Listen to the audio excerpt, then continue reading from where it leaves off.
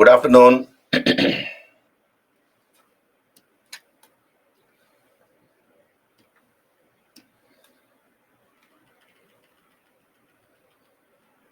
Good afternoon, everyone.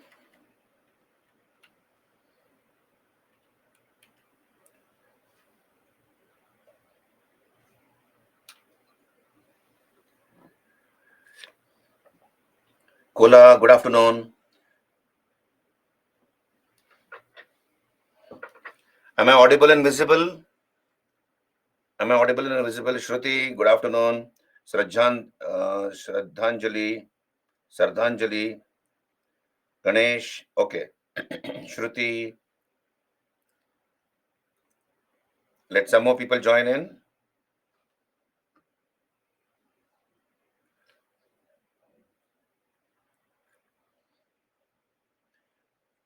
Good afternoon, Dr. Gautam. Okay, so let me begin. Let me give you an overview of medieval India. We have finished with ancient India. So let us come to medieval India. Now, medieval Indian history is a period of 1,000 years. As you can see on your screen, 800 to 1000, 1800, 8th century to the 18th century, a period of 1,000 years. Okay, and we divide this medieval India into two parts. Early medieval India, this is for the sake of convenience. Early medieval India and later medieval India.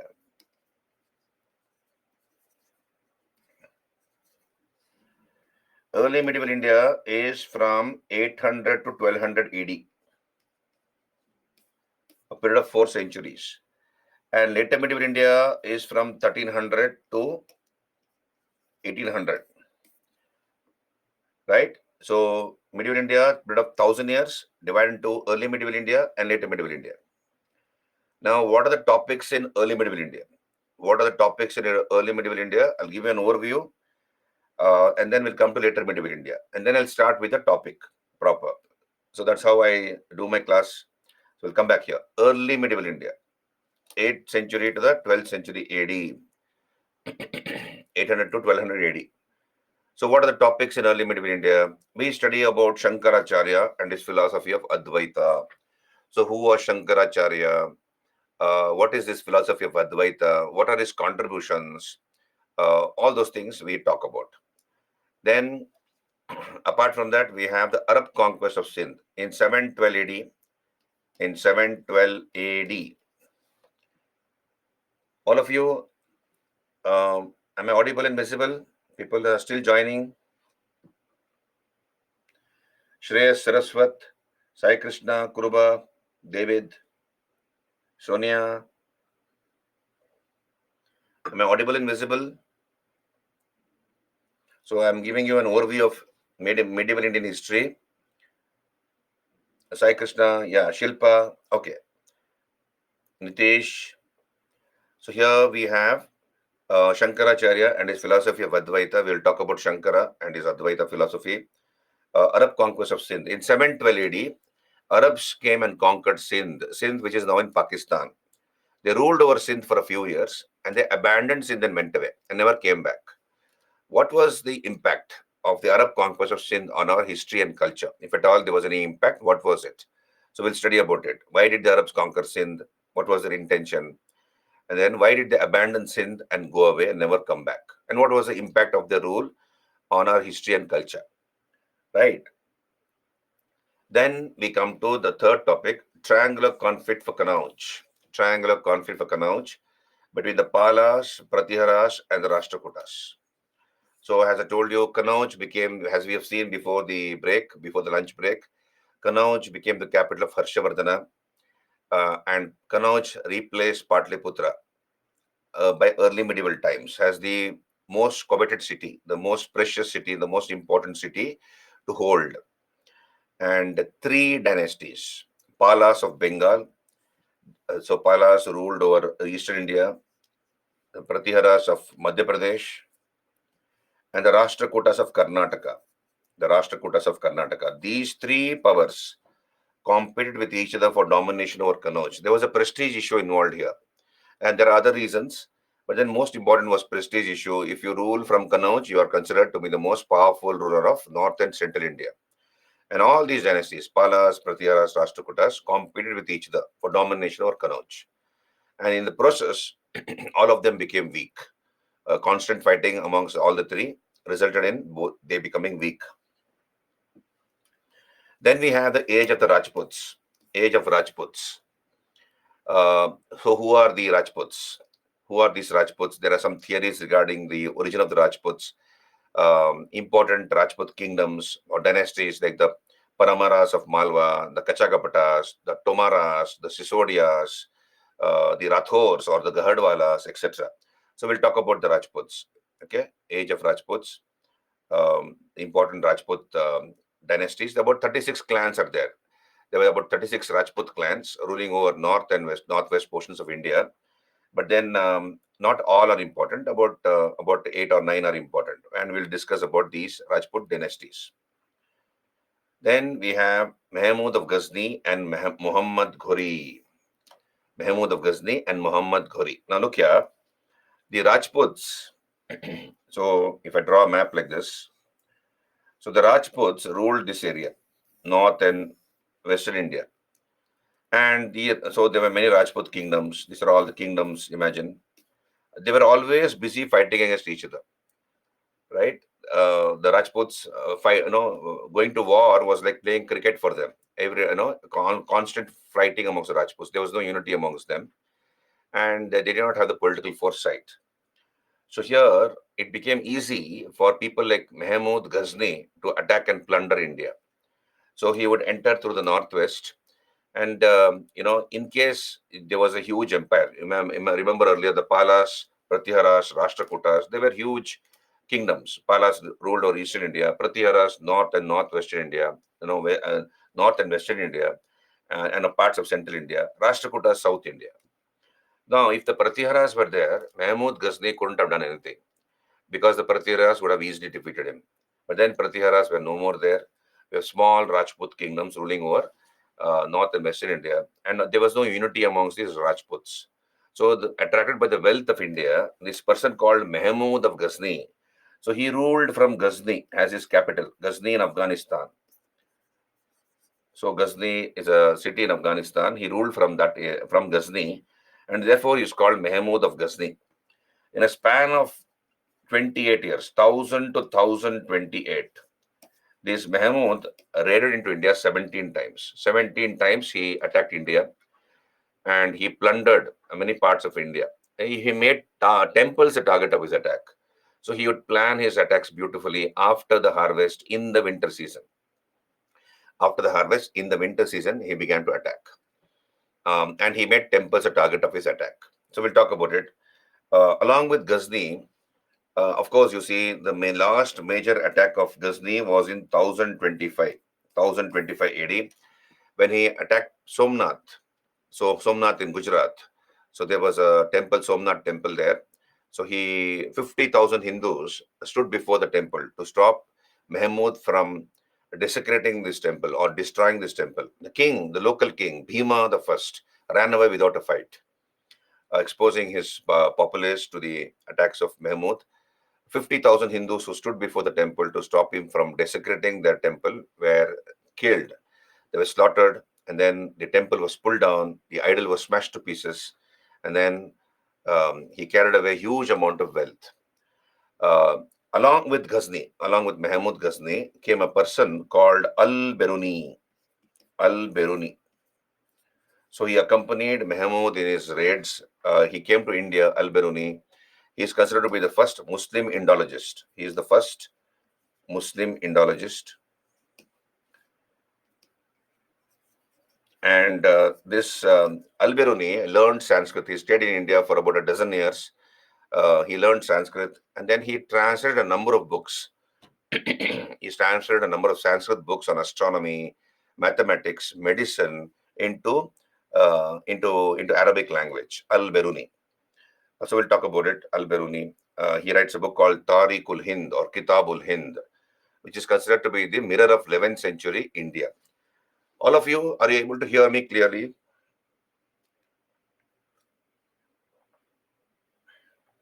I'm only giving you an overview. We'll discuss the topics one by one in detail. But are you able to hear me till now? Clear and loud and clear? Are you able to understand? Okay. So in a span of 28 years, 1000 to 1028, Mahmud raided into India 17 times. Okay, now look here. We have another person called Muhammad Ghori. Another person called Muhammad Ghori.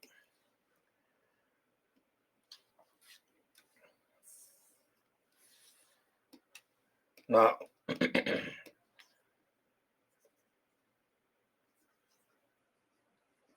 Muhammad Ghori.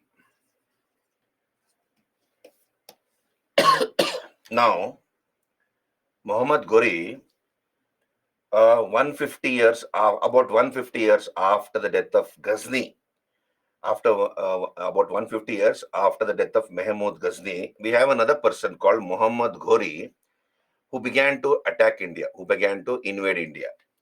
Now, who was this Ghori? Um, you see, we have the Ghaznavids, Ghaznavid dynasty. So Mahmud Ghazni belonged to the Mahmud of Ghazni belonged to this Ghaznavid dynasty, which ruled from Ghazni as the capital. They were called Ghaznavids. Below the Ghaznavids were the Ghurids. Ghurids were the feudatories under the Ghaznavids. Once, I'm sorry, just hold on.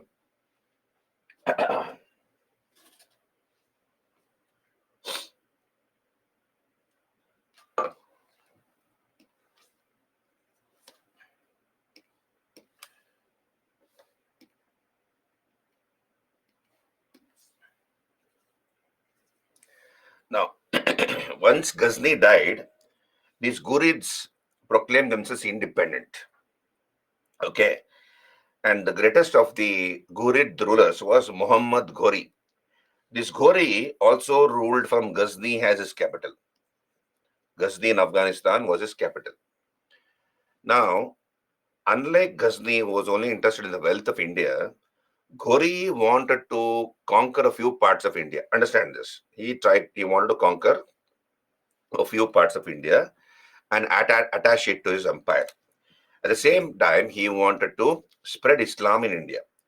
Ghazni was not interested in all those things. He only wanted the wealth of India, which was found in temples, and he had plundered temples. He made looted and plundered temples. Ghori, apart from the wealth of India, he wanted to spread Islam in India.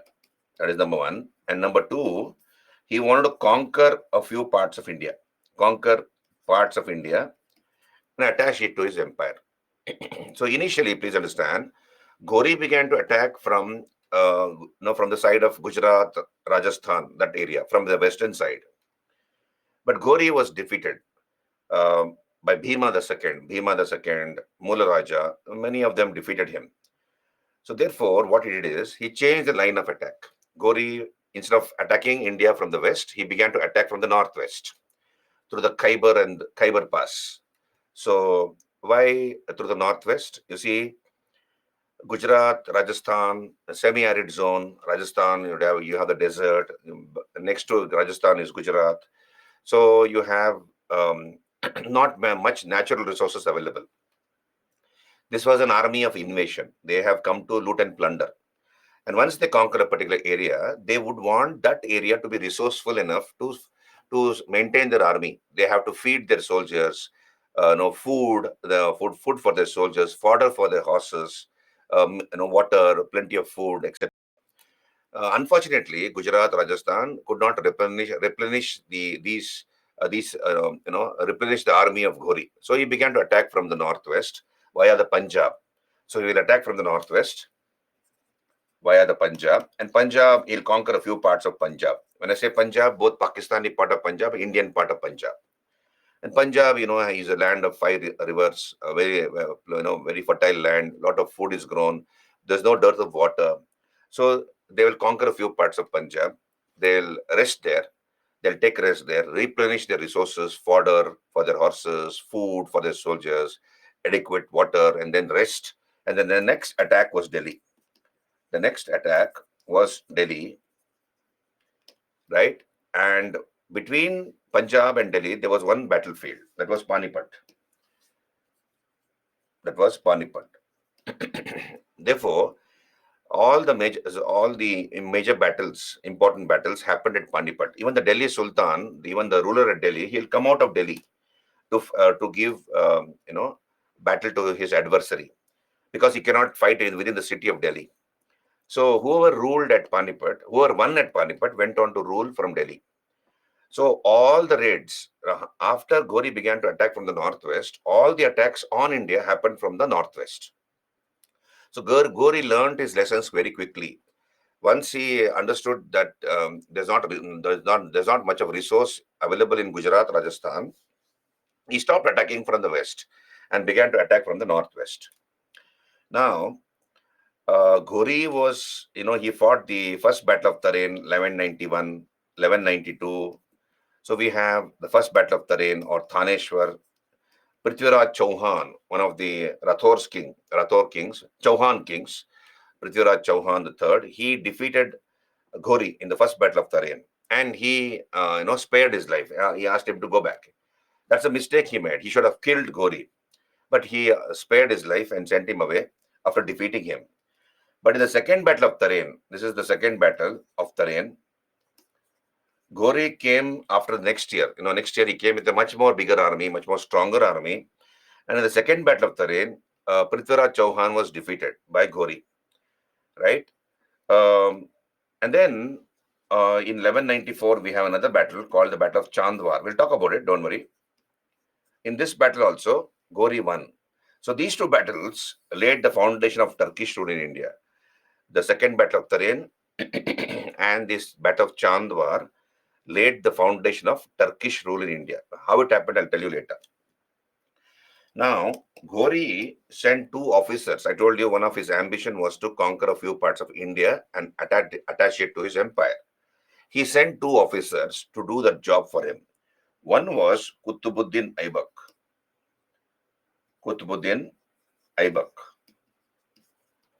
And the other was Bakhtiar Khalji.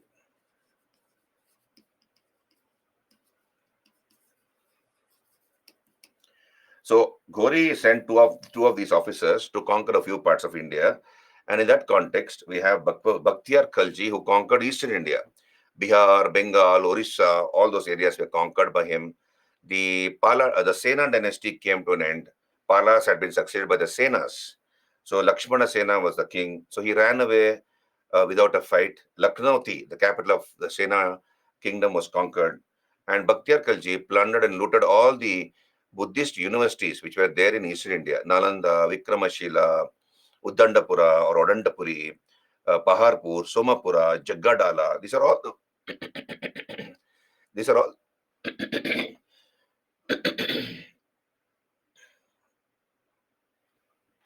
these are all the Buddhist universities which existed in eastern parts of India. So all those universities were plundered and looted by Bakhtiar Khalji, and practically Buddhism disappeared from the land of its birth. Similarly, Qutbuddin Aibak conquered a few territories for his master: Delhi, Kalinjar, Agra, Mahoba. All those areas were conquered by Aibak. Now, in the year 1206, understand this, where was Ghori ruling from? What was the capital of Ghori? What was the capital of Ghori? Hello? Ghazni. Very good. So, capital of Ghori was also Ghazni. Shilpa, you're right. Now, in 1206, Ghori was assassinated in Ghazni. So he was assassinated, Ghori. And four of his commanders, Qutbuddin Aibak, Bakhtiar Khalji, Tajuddin Yildiz,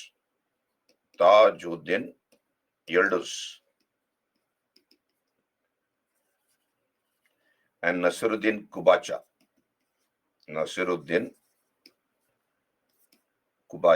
they began to fight to divide the empire of Ghori. Like you cut a cake and divide the cake into four parts. Like that, these four commanders of Ghori began to fight to parcel out the empire of Ghori. after the assassination of Ghori. And in that context, Qutbuddin Aibak proclaimed himself independent at Delhi. He proclaimed himself independent in Delhi and established the Delhi Sultanate in 1206. Okay, did you get me that? Hello, all of you. So once Ghori was assassinated, Aibak proclaimed himself independent at Delhi and established the Delhi Sultanate. So we will come to that in some time. Just hold on. So we will be discussing Shankaracharya and his philosophy of Advaita, Arab conquest of Sindh and its impact on our history, the triangular conflict for Kannauj between the Palas, Pratiharas, and the Rashtrakutas, the age of Rajputs and some of the important Rajput dynasties, Mahmud of Ghazni, Muhammad Ghori. Then we come down south. You see, if you remember,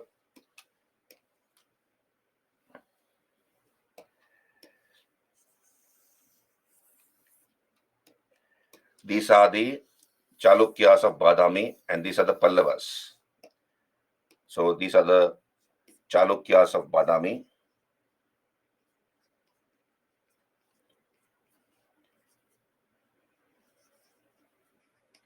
And these were the Pallavas who ruled from Kanchipuram, and they fought over the Krishna Tungabhadra basin, the KT basin, right? And constant conflict between them weakened both of them. So the Chalukyas of Badami were succeeded by the Rashtrakutas. And the Pallavas were succeeded by the Cholas. Rashtrakutas and Cholas also fought over this area. Then Rashtrakutas became weak and they were succeeded by the Rashtrakutas were succeeded by the Kalyana Chalukyas, who were feudatories under the Rashtrakutas. And the Cholas were succeeded by the Pandyas. Then the Kalyana Chalukya kingdom got divided into three parts. We have three parts. We have the Yadavas of Devagiri, Yadavas, the Hoysalas, and the Kakatiyas. Right? So here you can see on your screen, we'll be discussing about Chalukyas of Kalyana. So you see here, Rashtrakutas succeeded the Badami Chalukyas. So we discussed about Badami Chalukyas before lunch break.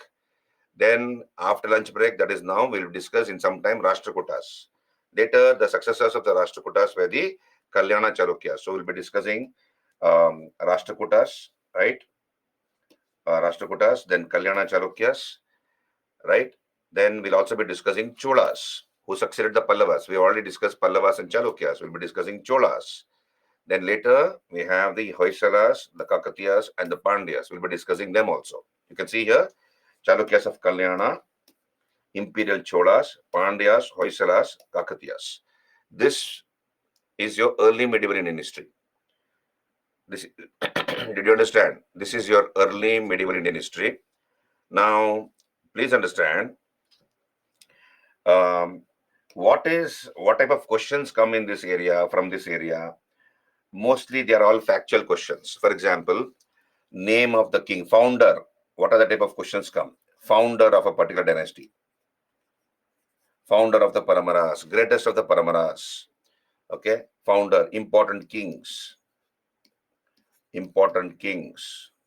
and their achievements. Like for example, building of temples, patronizing scholars. So which scholar was patronized by which king, and what are the various works of those scholars? What are the books written by them? It could be a poem, it could be a drama, etc. So important kings, various scholars and their works, foreign travelers who came visiting a particular kingdom, foreign travelers who came, which foreign traveler came during whose period, right? Then important wars. Okay. Temples these kings built, scholars they patronize, foreign travelers, wars.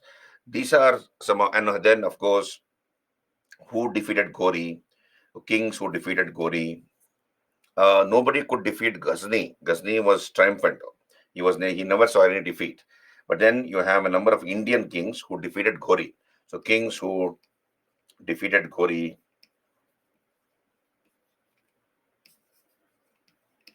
These are the type, and of course, capitals, founder, then capitals of these kingdoms. What was the capital, early capital, later capital? These are the type of questions which you can expect from early medieval India, right? It is factual in nature.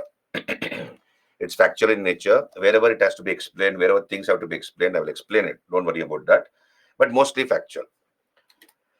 Did you understand? Did you understand? This is early medieval India. Then we'll come to later medieval India.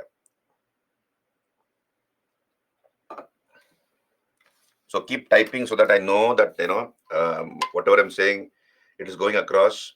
I'm not able to see you, so I need to get a feedback from you so that I know that you are able to hear. There's no transmission problem. There's no audio problem. So that I can keep going. Okay, so this is early medieval India. Then we come to later medieval India.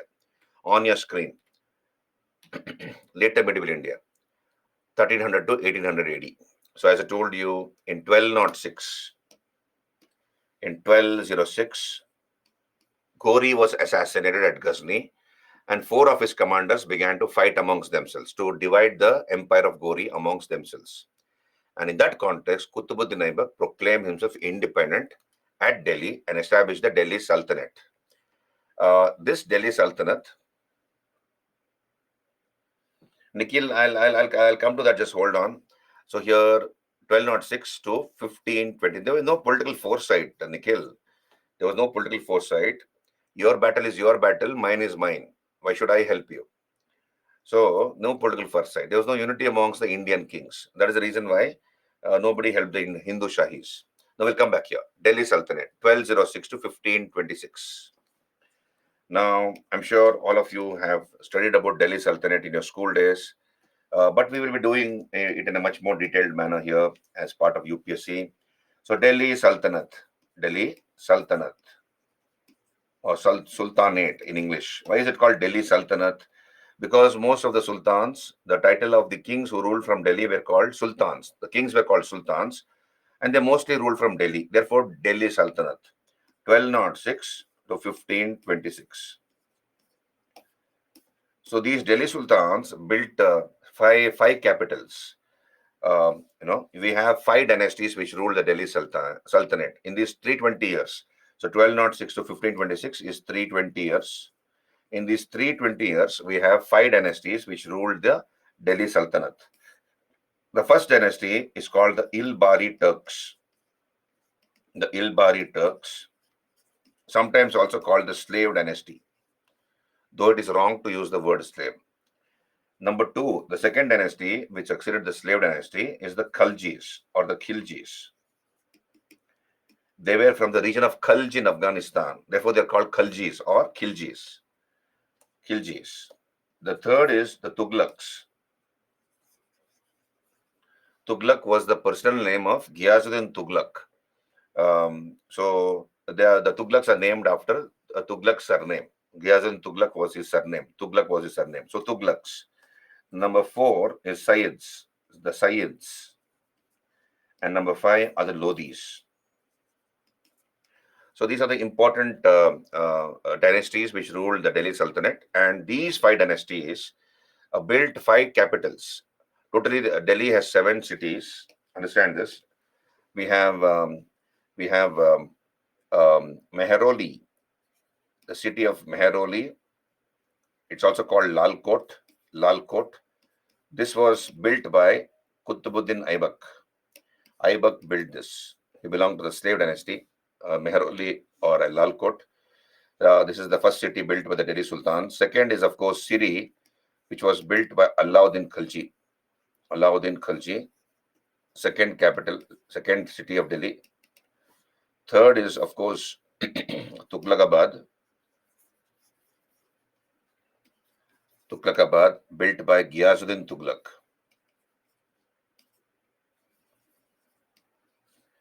Ghiyazuddin Tughlaq. Fourth is Jahanpana. Jahanpana. Panaha. Jahan Panaha, built by Muhammad bin Tughlaq, in short MBT I'm writing. Number 5 is Firozabad. Firozabad, built by Firuz Shah Tughlaq. Firuz Shah Tughlaq, he built this, Firozabad, the fifth city of Delhi. So the Delhi Sultans built five cities. Then the sixth was added by Mughals. That is Deen Panah by Humayun. And number seven, Shah Jahanabad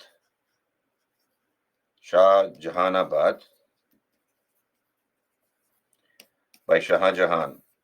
So these are the seven cities of Delhi. Now, of course, you have Lutyens Delhi. So it's a megalopolis. Delhi is a megalopolis.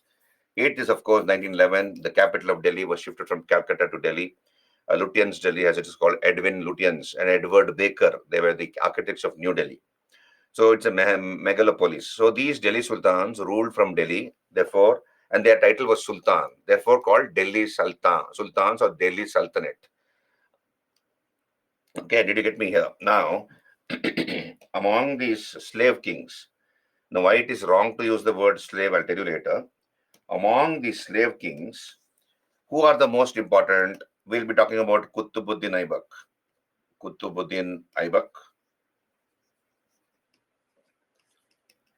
Then succeeded by one more king, important king, Iltutmish, the son-in-law and slave, the slave and son-in-law of Aibak, Iltutmish.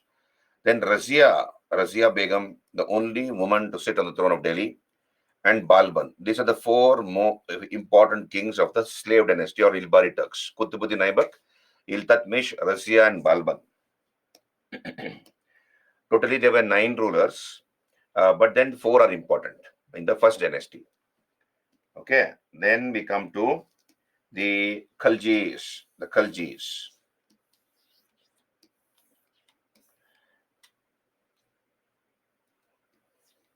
Now, who was the greatest of the Khaljis? They ruled for a short period of time. The Khaljis, just 30 years. So they were the shortest to rule among the five dynasties. But the greatest king of the Delhi Sultanate belongs to the Khalji dynasty. His name was Alauddin Khalji. Alauddin Khalji. So he conquered almost the whole of India. Very ambitious man. So we have to study about Alauddin Khalji, his conquests. First, North India was conquered. Then South India was conquered by his commander, Malik Kafur, major parts of South India. He plundered and looted South India, Malik Kafur. The market reforms of Alauddin Khalji. Then the revenue reforms of Alauddin Khalji. Revenue reforms, market reforms, military reforms of Alauddin Khalji. So apart from conquest, we have to talk about his reforms. Revenue reforms, market reforms, military reforms. So, and what are the other contributions of Alauddin Khalji? We'll talk about it. Then we come to the Tughlaqs.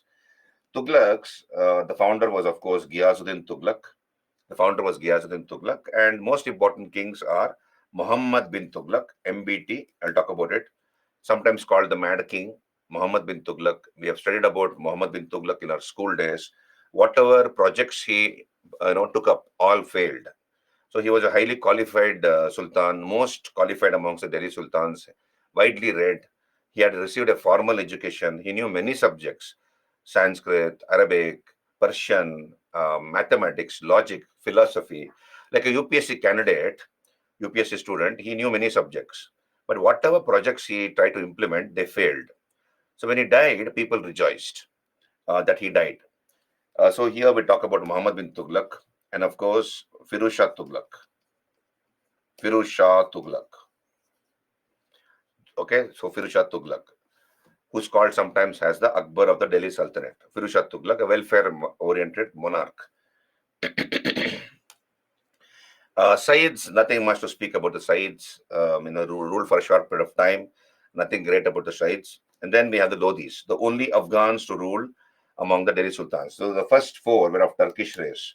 The Ilbari Turks, the slave Khaljis, the Tughlaqs, and the Sayyids. They belonged to the Turkish race. They were all Turks. Whereas the Lodhis were Afghans.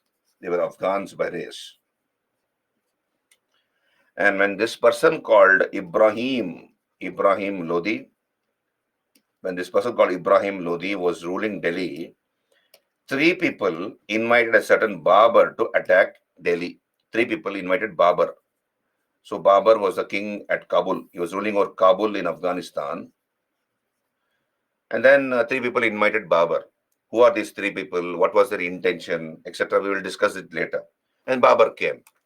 Babur came, and of course, he was already planning an attack. So he came, and then happened the first battle of Panipat, 1526.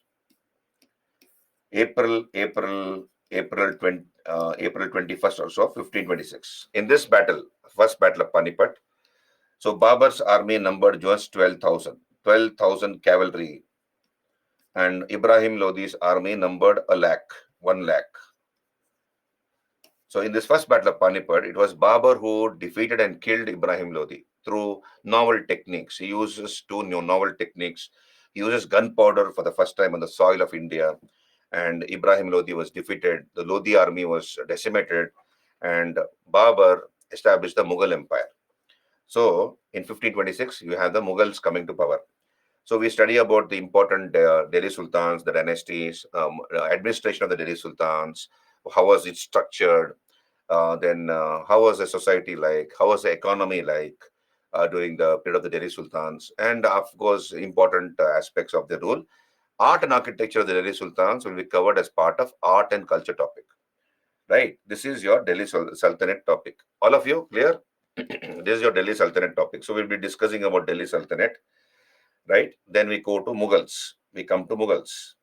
Mughal chapter. Hello? Are you there with me?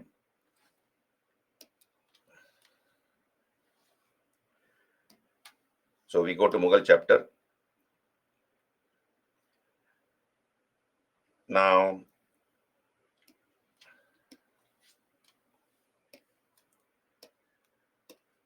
so Mughal Empire. Mughal Empire.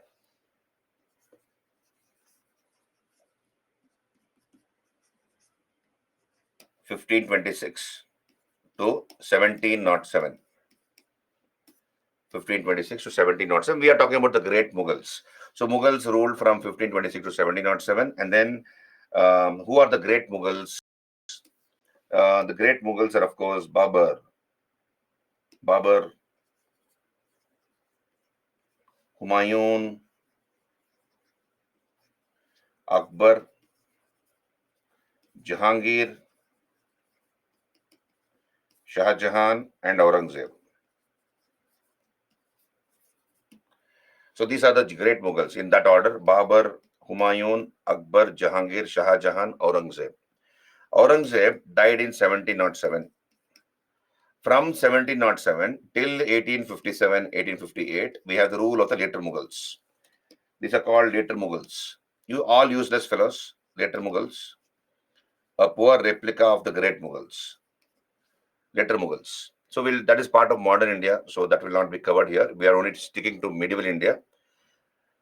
So here, later Mughals are the sons and successors of Aurangzeb, who ruled till the Sepoy Mutiny, after which the Parliament of England took over the administration of India. So Babur, we talk about Babur. He ruled only for 4 years, Babur. And in these 4 years, he fought 4 battles. First Battle of Panipat, first Battle of Kanwa, Battle of Chanderi, Battle of Ghagra. Babur fought 4 battles in 4 years, and he became the master of Hindustan. That is, from Himalayas to Vindhyas, everything was his. From Himalayas to Vindhyas, everything was his. And his young son, Humayun was his eldest son, and he had participated in all these wars. He had helped his father in all these wars. First Battle of Panipat, Kanwa, Chanderi, Ghagra. And a young boy, he was like you people, about in his 20s, early 20s. And Humayun was on his deathbed. He was suffering from some problem. The Hakims, the doctors came and they tried to revive him, treat him, but he was not recovering. He was not showing signs of recovery. And the Hakims told, you pray to Allah. They told Babur, you pray to God, Allah. And if he wills it, if God wills it, your son will survive. And Babur began to pray to God, Allah, day and night. And he asked for an exchange of life. You take away my life and you save that of my son. And then it seems that the prayers were answered. Miraculously, Humayun began to recover and Babur fell sick. And then by the time Humayun had fully recovered, Babur died. So he took a promise from his son and he died. He writes his autobiography. Babur wrote his autobiography, Tuzuki Baburi or Babar Nama. So we'll talk about Babur, interesting, fascinating person. Then Humayun. Humayun means fortunate. Mughals are known more by their titles than by their real names. So, for example, the name of Babur was Zahiruddin Muhammad. Babur. Babur means tiger. Humayun, Nasruddin Muhammad, Humayun, Nasruddin Muhammad, Humayun. Humayun means fortunate. But then his life was full of unfortunate circumstances, all his own doing. Very capable man, Humayun was, but addicted to wine, women, opium. And he had other personality problems. We'll talk about it. He lost whatever his father had built with so much of difficulty. To Sher Shah. So you have a person called Sher Shah, Sher Khan, who became Sher Shah. So the Sher Shah defeated Humayun and conquered Delhi, and there was no Mughal empire. But then Sher Shah died within 5 years. After 15 years, Humayun comes back and reconquers Delhi in the second battle of Panipat in 1556. Sorry, Humayun reconquers Delhi after 15 years. So for 15 years, there was no Mughal empire. We have the Suri dynasty. Suri dynasty existed. And after 15 years, he comes back, kills the grandson of Sher Shah, Sikandar Shah Sur, and reconquers Delhi in the Battle of Sirhind in 1555. But within 8 months after reconquering Delhi, Humayun died. He was coming down the steps of his library with a lamp in his hand, and he tripped and fell and died. That brought Akbar to power. Akbar was just a boy, and so that time when his father died, but then around 17 years, Akbar comes to power, 1560, and he ruled till 1605. Great, greatest of the Mughal emperors, Akbar. So we'll talk about the conquest of Akbar. The second man in the history of India to establish a scientific defensive frontier. So that was Akbar. What is the scientific defensive frontier? I'll tell you later. So Akbar was Akbar's conquest of Akbar. Then, of course, the Mansabdari system. Akbar was the person who laid the foundation of the Mughal administrative superstructure. Empire was divided into provinces called subas, subdivided into districts called sarkars. Then you have taluks like parganas, etc. So all those were laid by Akbar. He was an illiterate person, but with a robust common sense. Uh, then, of course, his conquest, Mansabdari system. What is this Mansabdari system? Religious policies of Akbar, revenue reforms of Akbar. So all these things we'll discuss. In 1605, Akbar died. Then we have his son Jahangir. Salim, his real name was Salim, and then he took the title of Jahangir when he came to power. The peak of Mughal painting is under him. The peak of Mughal painting is under Jahangir. So there is this story, there was this old Hindi movie, Mughal-e-Azam, Salim or Anarkali love story. You must have seen this, you must have heard, isn't it? Salim or Anarkali love story, right? All of you, have you heard it? Most of you must have. But please understand, there was never a girl called Anarkali in history. There was never a girl in history called Anarkali. Salim's love was somebody else. So I'll tell you the love story of Salim, whom he married later, and made her his chief queen. So Salim, we'll talk about it. And then, of course, Shah Jahan, Khurram, his original name was Khurram. So Shah Jahan, the peak of Mughal architecture is under him. Within 3 years after he came to power, Shah Jahan, he lost his favorite wife, Mumtaz Mahal. So just 3 years after he came to power, after he became emperor, he lost his favorite wife, Mumtaz. She was carrying his 14th child in her womb. And for more than 30 hours, the baby was not coming out, as it had got stuck up in the birth canal. Those days, medical advancement was not there. Medical science was not advanced. So she was in a lot of pain, and that brought about her death. So it broke the heart of Shah Jahan, and he began the construction of the Taj Mahal, where later which contains a tomb of Mumtaz, and later Shah Jahan was also buried next to her. So Shah Jahan was a great builder. He built the Taj Mahal, the Red Fort at Delhi, Lal Killa, then the Jama Masjid at Delhi, one of the biggest mosques in India, the Jama Masjid, then the Moti Masjid at Agra, the Marble Mosque. So all these things were done by Shah Jahan, and his sons began to fight for the throne. There was a civil war. Rumor was spread that Shah Jahan was dying, and all his sons, 4 sons and 3 daughters. So he had 4 sons and 3 daughters, and 4 of his sons began to fight for the throne. And it was ultimately Aurangzeb who came to power. He he managed to kill two of his brothers. One fellow ran away from India. He imprisoned his father and he came to power. The zenith of the Mughal Empire is under Aurangzeb. The Mughal Empire reached its peak under Aurangzeb in terms of territorial uh, spread, expanse. We'll talk about Aurangzeb, a man of studied contrasts. Um, so Aurangzeb, but he made enmities. He made enemies with many people: the Jats, the Bangash Pathans, the Sikhs, the Rajputs, and of course the Marathas. He made enmities with the Marathas, and this enmity with the Marathas costed him his life. So he died in 1707. We'll talk about it, and then simultaneously I'll be talking about the great Maratha king, Chhatrapati Shivaji Maharaj. So we'll be talking about Shivaji, his conquests, then the Chaut and Sardesh Mukhi taxes which he introduced, the Ashtapradhan system, the 8 council of ministers which he brought in, and what happened to the Maratha kingdom after the death of Shivaji. So we'll talk about all those things and how the Peshwas come to limelight. So I'll touch upon it and then leave it. Peshwas you study as part of modern Indian history. So we'll be studying, as you can see, Delhi Sultanate, Mughal Empire, rise of the Marathas. Delhi Sultanate, Mughal Empire, rise of the Marathas. And then, of course, we'll be talking about Vijayanagara and other regional kingdoms. You see, are you there with me, all of you? So here, Vijayanagara, Vijayanagar kingdom. So here it was established in 1336. So who was the king at Delhi? Muhammad bin Tughlaq.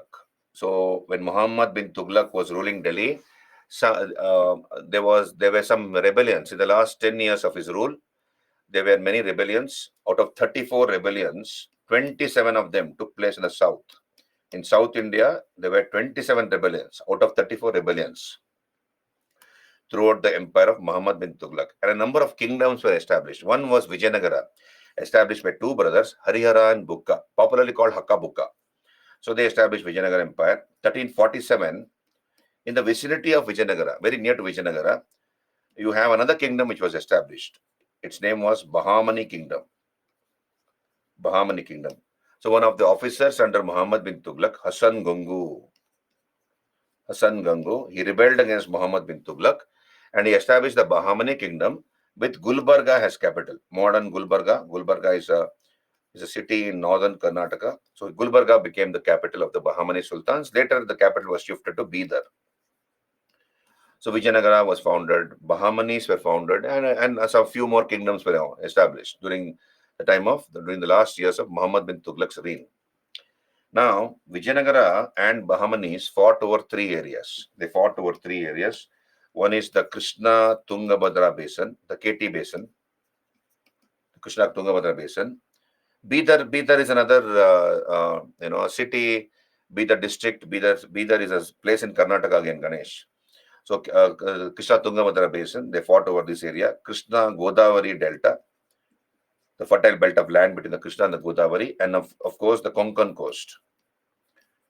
They also fought over the Konkan coast. So we'll talk about these. And of course, you see, Vijayanagara had 5 dynasties. Vijayanagara king, 1336. Vijayanagara was from 1336 to 1648. This is the period of Vijayanagara. There were 5 dynasties which ruled Vijayanagara.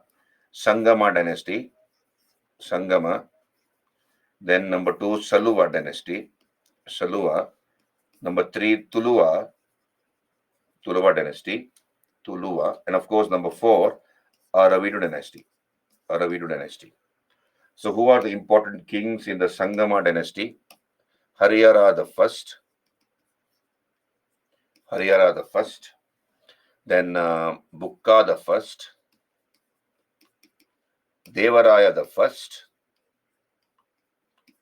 Devaraya the second. These are the important kings among the Sangama rulers, Sangama dynasty. Then we have Saluva. Not much about the Saluva. Saluva Narasimha was the founder. Then we have the Tuluva dynasty. The greatest of the Vijayanagar kings belonged to the Tuluva dynasty. His name was Krishnadevaraya. I will write in short. K.D. Raya. Krishnadevaraya. In short, K.D. Raya. So he was the greatest of the Vijayanagar kings among the 4 dynasties. Krishnadevaraya. So he was a great king, a contemporary of Babur. Babur mentions about Krishnadevaraya in his autobiography, Tusuki Baburi. He defeated all the kings of South India. And you have the classical phase of Telugu literature during his period. He's called Abhinava Bhoja for that reason. He's called Andhra Bhoja also. He gave patronage to art, craft, literature. He was himself a scholarly king, Krishnadevaraya. So we'll talk about Krishnadevaraya. Then what happened to the Vijayanagar kingdom? You see, Krishnadevaraya was succeeded by his half brother Achyutaraya. And then by Sadashivaraya, the nephew of Achyutaraya, Sadashivaraya. Now, Krishnadevaraya had no sons. He had a son who was poisoned to death, it is said, but then he had a daughter. So literally he had no sons. He had a daughter by name Tirumalamba. Tirumala Tirumalamba. And this Tirumalamba was given in marriage to a fellow called Ramaraya. So Tirumalamba had been married to a man called Ramaraya. So this Ramaraya was a son-in-law, the son-in-law of Krishnadevaraya. And Ramaraya has been blamed for the destruction of Vijayanagara by the historians. So you see, the Bahamani kingdom had split into five spy states.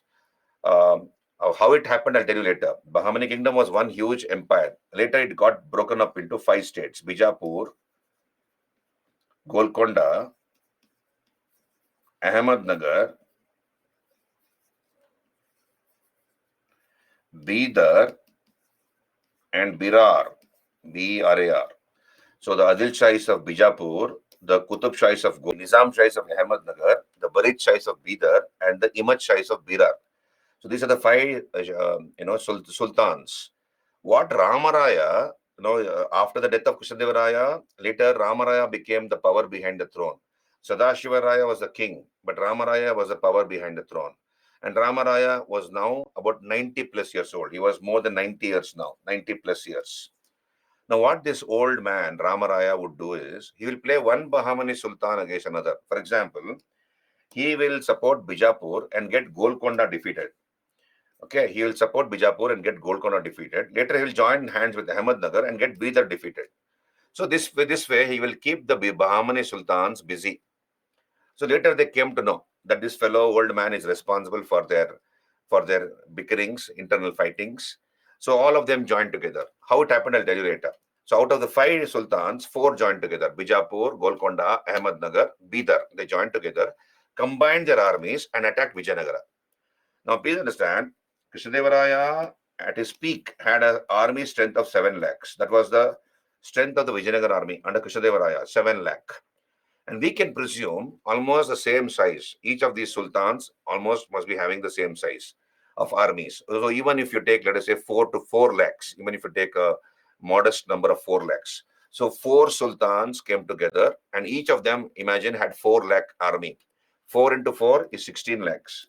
So 16 lakh army against the 7 lakh army of Vijayanagara. So this is the famous battle of Talikota which happened. Talikota in 1565, this battle took place where 4 Bahamani sultans combinedly attacked Vijayanagara. Ramaraya was beheaded. His head was cut off. And the king Sadashivaraya came running back from the battlefield. The Vijayanagara army was losing. So whatever, and along with Ramaraya's brothers, Ramaraya had been killed. He had 2 brothers, Tirumala and Venkata. So Tirumala and Venkata, the younger brothers of Ramaraya, along with the king Sadashivaraya, they came running to the capital, Hampe. They went to the treasury, whatever diamond, gold, whatever was there. They collected all those treasures and they ran away along with their families from Hampe to a place called Penukonda.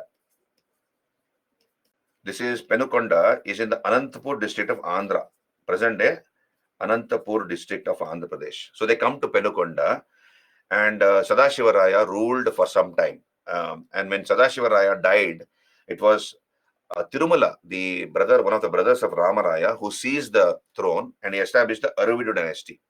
So the Aravidu kings ruled from Penukonda as their capital. The peak of Vijayanagara was only till 1565. In the Talikota war, the sultans were victorious. The four sultans were victorious, and they ordered their soldiers to loot and plunder. So they gave a license to their soldiers. Whatever you touch is yours, except elephants. So we have a book called The Forgotten Empire, written by Robert Sewell. He writes this book in 1900, The Forgotten Empire. So in that book, Robert Sewell talks about the destruction of Vijayanagara. We'll discuss about it.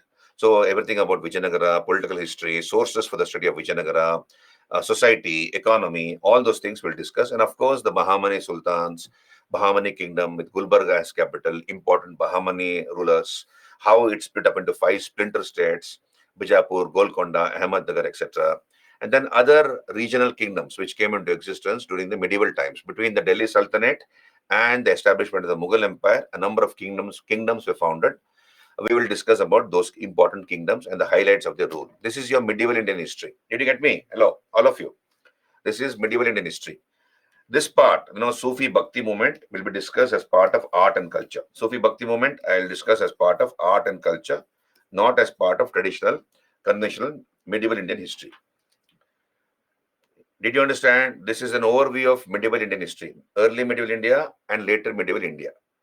Can you raise your hands? Did you understand? So once you get the bird's eye view, once you get a broad understanding of medieval India, it becomes very easy to relate. Okay? Okay, great. Puja, Shruti, Jia. Okay. Now, what are the books you should read?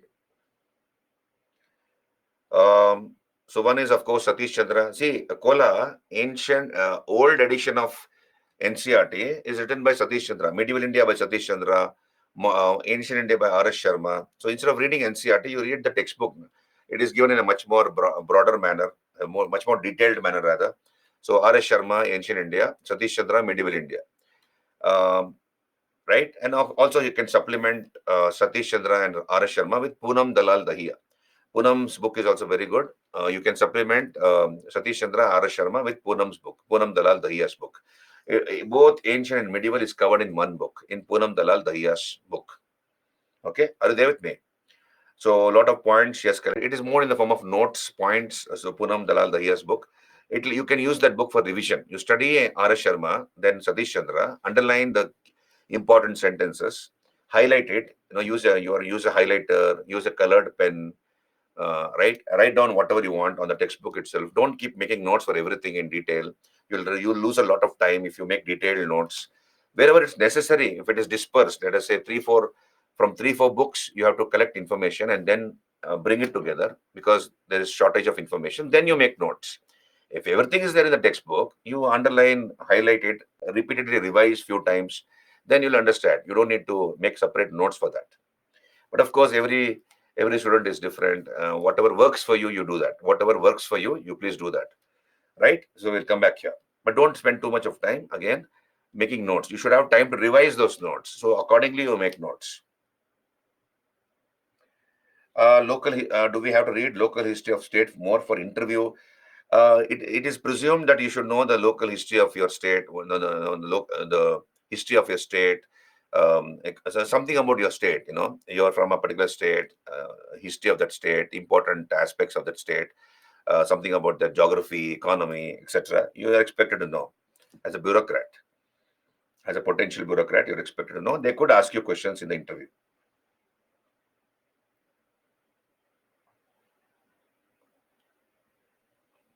Okay, are you there with me? So this is your medieval Indian history. What do you call overview?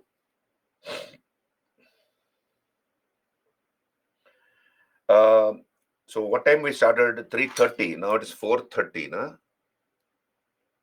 It's 4:30. We started at 3:30. So 5:30 we can go for a half an hour break, 20 minutes break, 25 minutes break. Pooja says she wants 5 minutes break. What about others? 5 minutes break? Can we go for a 5 minutes break? Just after 1 hour. We met just 1 hour back, Pooja. Just 1 hour back we met. You take a break and come, Pooja. I'll continue. We can take a break at 5:30. Okay, we can take a break at 5:30 for about 20-25 minutes or maximum 30 minutes and come back for another 2-hour session. So I will not give you a break. Just 1 hour has passed by since lunch. So therefore, I'll not give you a break. Okay, you are free to take a break if you want to. So don't mind me because I have to cover a lot of syllabus also, right, Puja? So we'll come back here. Early medieval India. So we will discuss about Shankaracharya and his philosophy of Advaita, Arab conquest of sin, triangular conflict for Kanauj. We'll come to that. Now, what I have done is I have given you a chart. I have put a chart. We have a huge amount of information, a source of information for the study of medieval Indian history. So, many books were written in Persian language. Most of the books are written in Persian language. So, these books give information about various aspects of the Delhi Sultanate, of the Mughals, of even the Deccan Sultanates. So, you go through this chart. For example, book Kamilut Tawarik. Everything is not important. Everything is not important. Like, for example, Charge Nama, written by Abu Bakr. So when we go through the history textbook, then it will flash to your mind, okay, this is important. For example, Arab conquest of Sindh. The most important information for the study of the Arab conquest of Sindh is Charge Nama, written by Abu Bakr. So this book becomes important. Charge Nama by Abu Bakr Kufi talks about the Arab conquest of Sindh, like that. You're talking about Akbar. So books written by Abul Fazl, Badawi, all those things become important. You're talking about Delhi Sultanate, you talk about Al Biruni, or you talk about Amir Khusro. So these are all books, Ziauddin Barani, Isami. So these are the contemporary historians who wrote and who gave information during those days pertaining to certain kings. So those type of books, you remember, everything is not important. But what I have done is I have given you all the sources, most of the sources for the study of medieval in India. So author, book information. Similarly, you can see here Tabaqat-i Nasiri, written by Minhaj Siraj, talks about Muhammad of Ghori's conquest of India, history of the Delhi Sultanate from up to 1260. Like the Tariq-i-Firuz Shahi, written by Ziauddin Barani, Tariq-i-Firuz Shahi, written by Shamshi Shiraj Afif. All those things have given, go through it, right? You can see a huge list. Then we have travelogues, autobiographies, Babar Nama, written by Babar, Tariq Rashidi by Mirza and Muhammad Haidar Duglat, etc. So Humayun Nama, so Akbar Nama by Abul Fazl, Allami, Aini Akbari by Abul Fazl. What is the information it gives? Tuziki Jahangiri, the autobiography of Jahangir. So I have given you a huge list. Travelogues, travelers came to India. Ibn Battuta came to the time of Muhammad bin Tughlaq. He was also the first to visit Vijayanagara, Ibn Battuta. So he was from country Morocco. He wrote a book called Rehla. So what is the information he gives? Like that. Marco Polo. He came from Venice. What is the information he gives? Etc. So I've given you all these things. Please go through it. Are you there with me? Again, during the Mughal period, a number of foreigners, Europeans came. During the time of Vijayanagara, for example, Abdul Razak, Ibn Battuta, Niccolo di Conte, Domingo Paz, right? Duarte Eduardo Barbosa, then Bernier Trevernier came to the time of Jahangir, like that. So, what is the information they give? All those things are here. Go through it and make small notes, right? And you can supplement this chart with the Travelers chapter from Nitin Singhania's book. Whatever Travelers chapter is there, you can supplement that with this. Then, apart from foreign sources, we have indigenous literature for the study of medieval India. We have Raja Tarangini, written by Kalhana's Raja Tarangini, Prithviraj Raso by Chand Bardai, etc. So these also give information about medieval India. Apart from these literary sources, we have coins, we have monuments, a number of buildings. For example, the great living Chola temples, like the Brihadeshwara temple, the Hoysala temples, the Nayaka temples, Qutub Minar, Alai Darwaza, Mughal architecture, all these inscriptions, monuments, all these give information about the study of medieval Indian history. Are you there with me?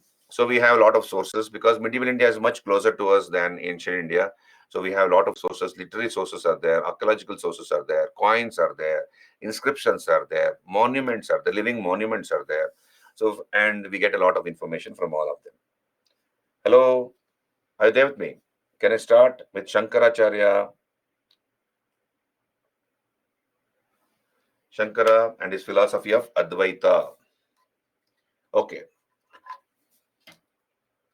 So what do you know? What do you know about Shankaracharya?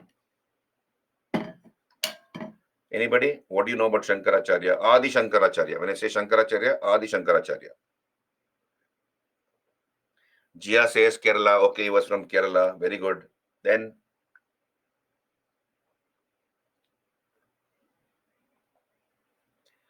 united various Hindu sects. Okay, Sri Adi Chunchandgiri. No, no, no. Puja Adi Chunchandgiri. I mean, that is nothing to do with Shankaracharya. He is a monk. Okay, Ganesh. Great. He was a monk. Shaivite. Uh, uh, you cannot call him as a Shaivite. He tried to unite both the Vaishnavas and the Shaivites. The Smarta sect. He established the Smarta sect, an effort to unite Vaishnavas and Shaivites. Okay. So, quite a lot of you know something about Shankaracharya. We'll talk about it. Now, Shankara, he was from Kaladi, or Keladi in Kerala. He was from this place called Kaladi in Malabar, Kerala. So we are told that so he was from Kaladi in Kerala, and we are told that at a very young age he had mastered the Vedic literature, the Vedas, the Puranas, Upanishads. He had mastered them, and he told his mother, yeah, Brahman is the only reality. Gautam, yes. So he expressed his desire to take up sannyas at a very young age. He wanted to become a sannyasi. So he told his mother, "Mother, I want to take up sannyas. Please give me permission." Mother refused to give him permission. And we are told that the gods conspired against his mother so that she is forced to give him permission. Now, how did the gods conspire? So one day, I believe there was a river there. Okay, and mother was washing her clothes in the river. She was washing clothes, and then um,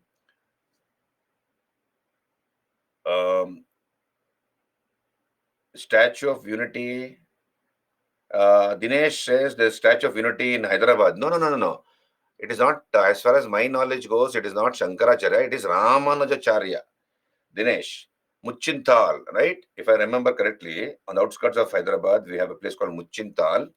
There we have the tallest Ramanujacharya statue, 208 feet in height. Okay, we'll talk about it. Just hold on. Let me come back here.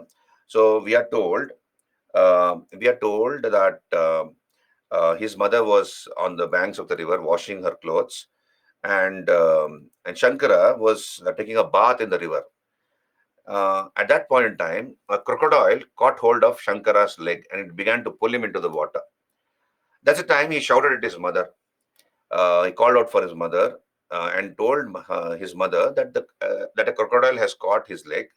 At least now give me permission so that I can take up sannyas. Because I'm going to die now. Either way, give me sannyas, give me permission. So mother, she said, okay, you can take sannyas. Miraculously, the crocodile released its grip. It was catching his leg. It released the grip, and Shankara came out walking from the river. So it is said that this is how the gods conspired against his mother, so that his mother can give him permission to take up sannyas. So at a very young age, he took sannyas, and he bid goodbye to his mother, and he told his mother that he will come back and perform at the time of her death. He'll perform. He'll be there next to her, and he'll perform her final rites. This is against the tenets of sannyasa. Once you are a sannyasi, you go away from the house and you never return. But here, Shankara told his mother, promised his mother, when she is old and she is on her deathbed, he'll be there with her and he'll perform her final rites. So, having said that, he went away. And Shankara, he is supposed to have defeated a number of scholars in debates and discussions. Um, um, then he comes to present-day Madhya Pradesh at a place called Omkareshwar. So he comes to Omkareshwar, and there he met a guru, Govinda Bhagavat Pada. So he makes Govinda Bhagavat Pada as his guru. He was about 12 years old when he went to Omkareshwar in present-day Madhya Pradesh. Then and he traveled extensively. He in debates and discussions defeated a number of scholars. That was a time when Buddhism was on its ascendancy. Buddhism was very, very popular. So he defeated many of the logicians, theorists of Buddhism, and then he established 4 mutts in the 4 corners of India. So in the 4 corners of India, he established 4 mutts. The first one is at Sringeri in Karnataka. You can see here. Just hold on. This is the Sringeri Sharda Pita. The Sringeri in Karnataka, the Sringeri Sharda Pita. Then in North India, he established the Jyotir Pita at Badrinath. Then in Eastern India, that is Orissa, the Govardhana Pita. And then in Dwarka, in Gujarat, the Kalika Pita. So these are the four pithas or mutts established by him. He also is supposed to have established the Kanchi Kama Koti Pitam. In Kanchi, you have the Kanchi Kama Koti Pitam and the Sumeru Mata Mata. All these mutts were established by him. So what was the duty of what was done in these mutts? Vedic knowledge was imparted. Vedic literature, Vedic knowledge was imparted to the students. So this way, he strengthened the Hindu religion, Vedic religion or Brahminical religion, which later became Hindu religion. As I told you, Buddhism was on its ascendancy.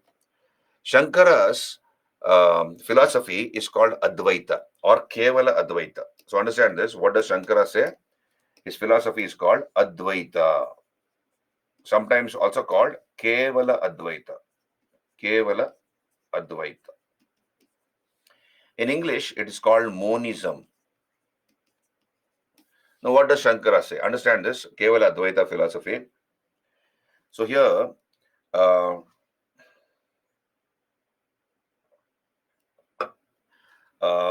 see, one is God, and the other is God's creation. Yeah, it's okay, Dinesh, no problem. It is Sharamanacharya. Thank you. No, not Shankaracharya. Yeah. Confusion happens to everybody. We are all, after all, human beings. I can also make mistakes. I do make mistakes. So we'll come back here. So one is God and other is God's creation. What did Shankara say? Shankara said both are the same. God and God's creation are one and the same. And that is called Advaita. That is, there is no dualism, there is only oneness. That is called monism or Kevala Advaita. God and God's creation are one and the same. Then Shankara says, understand this. This is the human body. Understand this. Imagine this is the person. Okay, this is the person. Now, this is the jiva. When this person dies, it is only the death of the physical body. So when he dies, when there's death, the jiva dies. That is the death of the physical body. Jiva is the physical body. The physical body dies. But the soul is permanent. Soul. Everybody has a soul, Atma. So soul is permanent. It says there's no death for the soul. So soul is permanent. Now, understand this. I'm explaining to you what is Advaita philosophy of Shankara. So let us take my example. This is my physical body, just as all of you have your physical body. So this is my physical body, and I have a life force within me. Okay, let us say I die. Now what will happen? This is the death of the physical body. The Atma, the soul, doesn't die. It is Chirayu. That is, it is permanent. Now, though the soul is permanent, it is experiencing everything through this physical body of mine. So what happens is, good, bad, whatever it is, the soul is experiencing everything through this physical body. And because of that reason, Shankara says the soul comes under an illusion. It comes under the force of illusion or Maya. And the soul, since it is experiencing the world through this physical body, begins to think that all that it is experiencing is real. But once the soul gets gnana, knowledge, once it gets the right knowledge and it realizes that this is only an illusion, it is Maya and not the truth. And that is the time when moksha happens. So with Gnana Marga, moksha happens. That is the end of rebirth for that person on this earth. So this is the philosophy of Shankaracharya. Did you understand? Hello? So we have a physical body that is permanent, but the soul is permanent. But then since the soul experiences everything through this physical body, the soul begins to think that it is real, but it is only, it's only Maya or illusion. It doesn't understand that. But once it realizes through knowledge, Gnana Marga, that all this is only illusion and not the truth, that is the time when moksha happens, realization happens, and there's no more. And that is the time when the moksha happens. So the person gets moksha, right? So this is the philosophy of Shankaracharya, Advaita philosophy. He is the person who composed Bhajagovindam. Bhajagovindam, beautifully rendered by M.S. Subbulakshmi, former Carnatic vocalist. So M.S. Subbulakshmi has rendered that. So this is about Shankara, and he died at a very young age. He died at the age of 33 years. Shankara died at the age of 33 years. His body was burned at Kedarnath. At Kedarnath, his body was burnt, and in 2013, so there were floods there. There were floods in Kedarnath. The statue of Shankaracharya got damaged wherever, near the Samadhi, where his final rites were performed. There was a statue that got damaged. In 2021, you have a new statue which was installed. 2021, we have a new statue installed at Kedarnath. So Shankaracharya was in the news. You can see the Prime Minister was the one who inaugurated this statue. This is the statue of Shankaracharya. And who was the person who made this statue? The same person, the same sculptor from Mysore, who recently in the Ayodhya temple has carved the Rama statue, the Ram statue at Ayodhya. So he is Arjun Yogiraj, or Arun Yogiraj, or Arjun Yogiraj. So this statue of Shankaracharya weighs 35,000 kgs and it is 12 feet long. Arun Yogiraj. I have mentioned as Arjun. So Arun Yogiraj. So he is the one who also made the statue of Shankar. So this is about Shankaracharya. Did you get me? So yeah, we'll come back here. We'll go through and of course, Shankara made an effort. He established the Smarta sect. Smarta sect. So here, Smartas worship both Vishnu and Shiva. They worship both Vishnu and Shiva. So there was an effort to unite these two sects within Hinduism, the Smartas. So born at Kaladi, died at Kedarnath. Then he renewed and systematized Vedanta philosophy. His philosophy is called Kevala Advaita. He says God and his created world was one. Now look here. One more thing is, let me explain. Let me explain Shankara's philosophy in another manner. Now, you see, he gives the snake in the dark, snake and rope analogy in the dark. Snake, wait, just hold on. Snake, rope analogy. Now understand this. What is the snake rope analogy? I'm trying to explain to you Shankara's philosophy of Advaita. Now look here. What does he say? Let's say you go to your village. Let's say you go to a village, your ancestral village, and there's an old house there made by your grandparents. Let's say, and you go there and you're going there after a long time. And one of the servants there tells you that a snake was seen about 1 or 2 days back in the house and it disappeared. We don't know where it went. So that stays in your head. So one evening you come into the room, come into that one of the rooms there in that ancestral house of yours, and you are feeling that you are stamping something, right? And probably you think it's a snake. And you loudly shout, scream in fright, thinking that you are stamping a snake. So people come running to that room, and let us say one of them switches on the light. So when they switch on the light, what actually you're stamping is a rope. Everybody knows, everybody sees that you are stamping a rope, and you mistook it for a snake. Now, what is the meaning of this? Till the light was switched on, you thought it was a snake. That was your reality. Once the light was switched on, you saw that it was a rope. That is also real. The snake is real. It was a construct of your mind. And the rope, which you see, is also real. Again, that is a construct of your mind because your mind is able to see that. So whatever you think is real. What Shankara says is whatever you think is real. So be very careful as to what you think, because that becomes your reality. Did you understand? The snake rope analogy he gives, Shankaracharya. So everything is in our mind. No, if you think this exam, whatever your exam you're preparing for is difficult, it is right. It is true because that is your reality.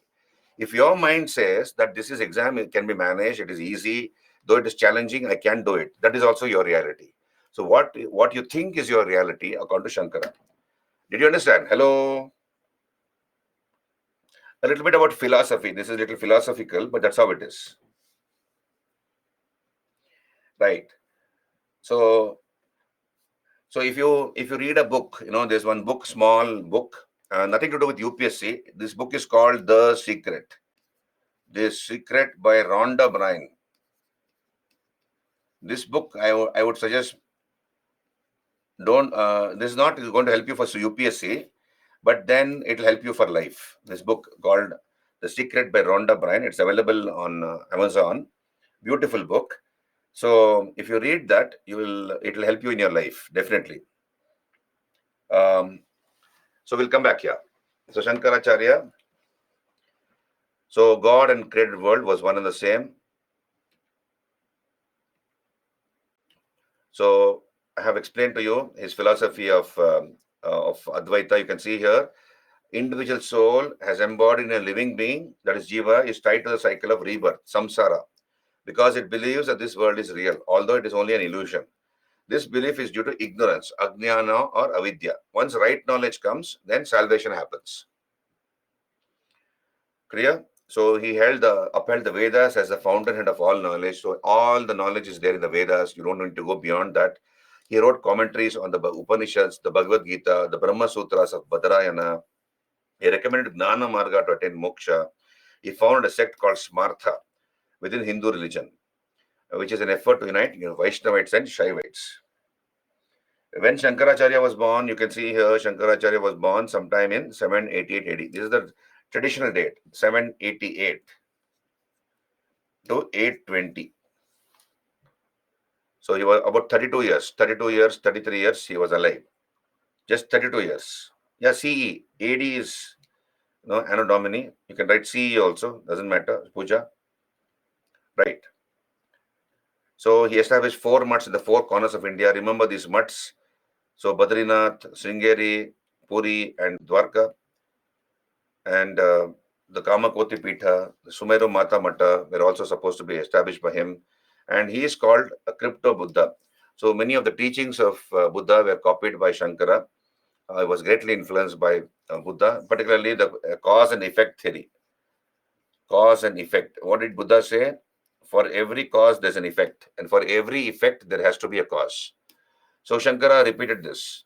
He said the same thing. For every cause, there's an effect, and vice versa. And therefore, he's called Crypto Buddha. He composed Bhaja Govindam at Kashi. And this is about Shankaracharya. Are you there with me? So this is the Kedarnath Shiva temple at Uttarakhand, one of the holiest shrines of the Hindus, dedicated to Shiva. Right. So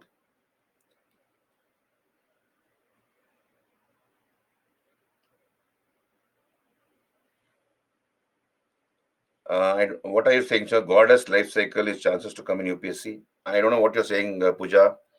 So we'll come back here. Did you understand? Now, recently, the Shankaracharya was again in the news. We have a 108-feet statue of Shankaracharya installed at Omkareshwar in Madhya Pradesh by the Chief Minister of Madhya Pradesh. Madhya Pradesh. This is called Ekat Mata Ki Pratima. Ekat, statue of oneness. Statue of unity, as somebody pointed out earlier, is in Hyderabad. That is statue of Ramanujacharya, one of the Vaishnava Acharyas. This is statue of Shankaracharya called statue of oneness. Ekatmata ki pratima. So this is in Omkareshwar in Khandwa district of Madhya Pradesh. So I have given a note here, I believe, Shankaracharya. So this was installed on September 21st, 2023. So Shankaracharya has a 12-year-old boy came to Omkareshwar, I believe, and there he accepted a guru, Govinda Bhagavat Pada. So he became his guru, Govinda Bhagavat Pada, and he totally authored 116 books, including commentaries on 10 Upanishads, Brahma Sutra, and the Gita. So that's why this statue was unveiled of Shankaracharya. This is the story of Shankaracharya. Are you there with me? This is Shankaracharya for you. Ekatvata ki pratima, statue of oneness. Ekatmata ki pratima. Gautam is saying it is of equality, sir. Statue of equality. No, this is statue of oneness. Statue of equality is in Hyderabad, is it, Gautam? Or is it statue of unity? Yeah, Statue of Equality. Yeah, that is in Hyderabad. Okay, thank you. All clear? Can I go to the next topic?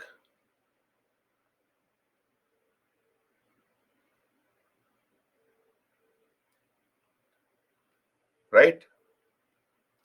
So I've given you a note, go through it. So Adi Shankaracharya have finished. Then we'll come to Arab conquest of Sindh, 712 AD. Can I go to the next topic? Arab conquest of Sindh. Any doubts regarding Shankaracharya? Factual information, nothing much to think about. I hope you understood Advaita philosophy of Shankara. Say something, type something here, yes or no, so that I can go further. Okay, thank you. So let us talk about the Arab conquest of Sindh. Arab conquest of Sindh, 712 AD. Thank you. Jia, Shilpa, Himali, Shruti. Okay, we'll come back here. Arab conquest of Sindh, 712 AD. Now, understand this. When was Islam founded? So, Islam was founded by Prophet Muhammad. All you all know all that. Prophet Muhammad was the one who founded Islam sometime in the early part of the 7th century AD, 622 AD or so. So 622 AD, we have the formal establishment of Islam. So this is part of Kola. Shankaracharya comes in the early part of medieval India, early 8th century. That's why I have put Shankaracharya. And then, of course, we have various other saints who came later. They differed from Shankaracharya. Ramanujacharya, Vishishta Dvaita philosophy of Ramanuja. Madhvacharya gave his Dvaita philosophy. So when I come to philosophy topic, we'll talk about it again. Did you understand? We'll come back here. So here Islam was founded by Prophet Muhammad in this early part of the 7th century AD. And after the death of Prophet Muhammad, understand this, after the death of Prophet Muhammad, we have the Caliph, who became the head of Islam. He became the temporal and political head of Islam, religious and political head of Islam, the Caliph, right? So he became the head of Islam. And gradually, very soon, the entire Arabian Peninsula became Islamized. It came under the influence of Islam. So Prophet Muhammad founded Islam, and earlier you have tribal religions in the Arabian Peninsula. Gradually, most of them converted themselves to Islam. Almost all of them converted themselves to Islam. So the entire Arabian Peninsula came to be Islamized. After the death of Prophet Muhammad, Khalifa became the head of Islam. So he was the political and religious head of Islam.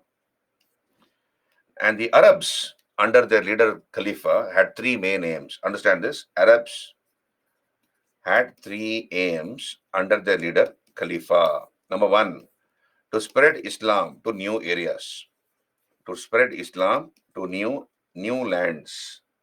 Number two, to conquer new areas. To spread Islam to conquer new areas.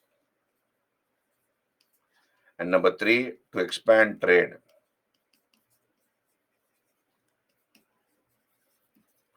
To spread Islam, to conquer new areas, and to expand trade. These are the three main aims of the Arabs. Now, as you can understand, in Europe, Islam also tried to penetrate into Europe. In the early part of the 9th century AD, early part of the 10th century AD, we have Islam trying to penetrate into Europe.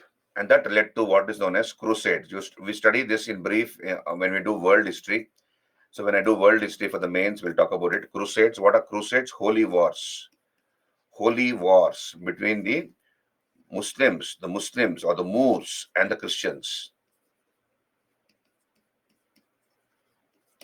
So here, European countries were Christian nations. They used to follow Christianity. And here, the Arabs were trying to spread Islam into Europe. So when a new religion called Islam was trying to penetrate into Europe, the Christian nations became defensive. They went on the defensive, and they began to fight against this spread of Islam. And that is called crusades, the holy wars between Christians and Muslims. Now, this is the background. What is the reason as to why the Arabs conquered Sindh. Right? Now, Sindh is in Pakistan. You can see here on your screen, this is the map of Sindh. Okay? This is the map of Sindh. Sindh is now in Pakistan. And Sindh during those days was ruled by Raja Dahir. Raja Dahir of the Chach dynasty. He belonged to the Chach dynasty. And the population of Sindh during those days were either Hindus or Buddhists. Most of them were either Hindus and Buddhists. Now, I'm talking to you as to why the Arabs conquered Sindh. Now, understand this. We are told, I'll tell you the story. Everything is not important. What is important, I'll tell you later. What you're supposed to remember from the exam point of view. But for you to know the story is important, so that you know the background as regards the Arab conquest of Sindh. Now, we are told that king of Sri Lanka was sending gifts to the Caliph, to the Caliph. So this is India. Okay, so this is Sindh here, this is Gujarat, and this is India. And Sri Lanka is here, this is Sri Lanka. Okay, and Sindh is here, right? This is Sindh. So this is Sindh. Now, a king of Sri Lanka was sending gifts via sea. No? So you have ships. Imagine this is a ship. So you have the ship from Sri Lanka carrying a lot of goodies, luxury goods, etc. To the Caliph. And as this ship was passing through Debal, there was a port called Debal here. Okay, you can see here on your screen. This is the port of Debal. This is the port of Debal. So as the ship was passing through Debal, what happened? Okay, as the ship was passing through Debal, we have the pirates of Debal, the sea pirates. They attacked the ship. Okay, they attacked the ship and they looted the ship. Right? They looted everything which was there on the ship. All the luxury goods, whatever was meant for the Caliph was looted by the pirates of Sindh. Now, the Caliph came to know about this. Caliph came to know that whatever luxury goods, gifts, presents, etc., which had been sent by the king of Sri Lanka had been looted by the pirates of Debal. Now, who was ruling Debal? Who was ruling this area? Raja Dahir. Raja Dahir was the king. So therefore, the Caliph held Raja Dahir responsible for the loss of his goods. Those goods were meant for me. Since this theft, this dacoity or piracy has happened within the jurisdiction of Raja Dahir should pay compensation to the Caliph. Now, Raja Dahir refused to take responsibility. He said, I have no control over those pirates. Who robbed, I don't care. I'm nowhere held, I should not be held responsible for this. So when Raja Dahir refused to take responsibility for the loss of those goods meant for the Caliph ordered that Sindh be conquered. So there was a governor of the Caliph in Baghdad. Who was the Caliph? Caliph Walid. Walid was the Caliph, and he had a governor in Baghdad in Iraq. His name was Al-Hajjaj. So the Caliph ordered Al-Hajjaj to conquer Sindh. And Al-Hajjaj ordered his son-in-law. So Al-Hajjaj had a son-in-law called Muhammad bin Qasim. Muhammad bin Qasim. Bin means son of. Muhammad, son of Qasim. So he ordered Muhammad bin Qasim, his son-in-law, to conquer Sindh. Thereupon, taking an Arab army, Muhammad bin Qasim attacked Sindh. Are you there with me, all of you? Did you understand the background? Can you raise your hands? Can I proceed? Okay. So here, thank you. Welcome back here. So here, Raja Dahir, so there was a battle fought. This is known as the Battle of Brahmanabad. The Battle of Brahmanabad.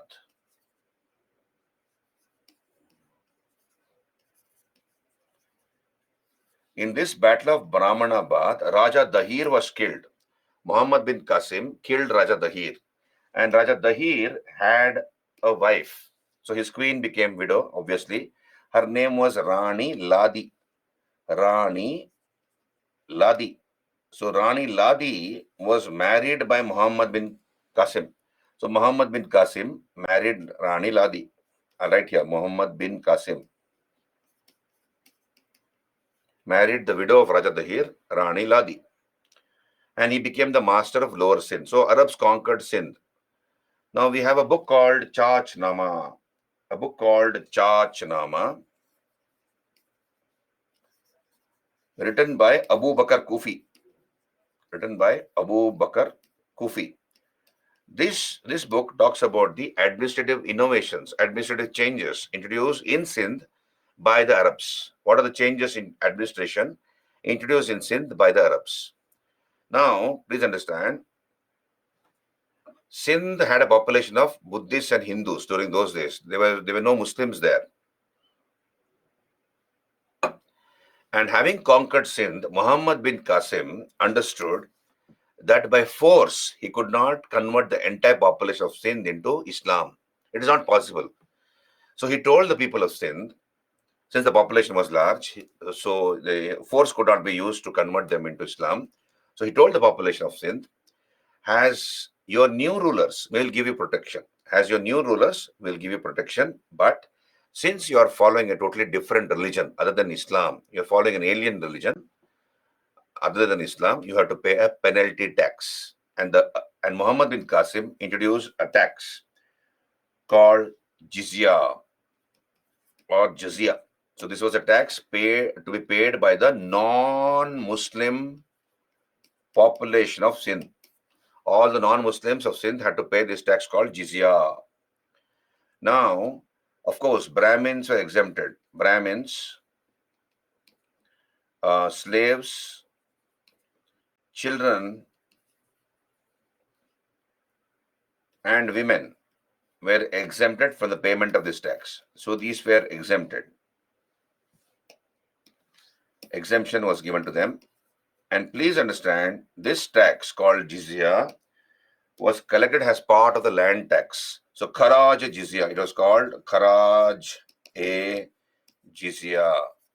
So in other words, jizya was not collected separately as a tax. It was collected as part of the land tax. Land tax is called Kharaj. Land tax is called Kharaj or Kiraj. And as part of the land tax, jizya was collected. So it was part of the land tax, Kharaj Jizya. Did you understand? Now,